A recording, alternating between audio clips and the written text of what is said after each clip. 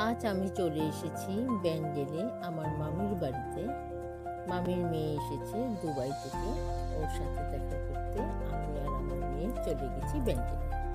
তাই সেখানে বাড়ি ঘর তোমাদেরকে দেখাচ্ছি, কারণ আমি প্রথম গেছি আর সবাই আনন্দ করেছে, এই নিয়ে একটা ছোট্ট ভিডিও করেছি।